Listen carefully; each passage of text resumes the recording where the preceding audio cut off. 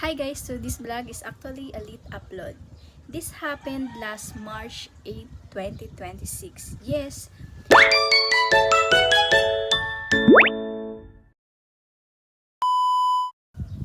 Hi guys, so this vlog is actually a late upload.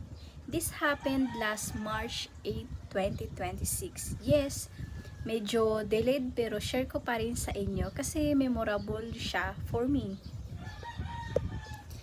Katapos ko lang mag-take ng civil service professional exam and honestly may emotion, pagod, kaba, pero hopeful na makapasa clearing it na agad. Ganon. After the exam, alam niyo yung feeling na parang ubos na ubos ka? As in, super gutom level. So, ayun, tinawagan ko nga yung ka-workmate ko. Ang sabi ko, tara, kain tayo. Syempre, saan pa ba?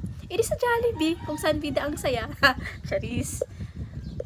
At dahil feeling bata ulit, after the exam stress, nag-abil kami ng kiddie meal. Yes, walang judgment please.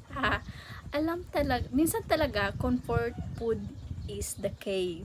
Simple lang yung araw na to, pero sobrang saya for me.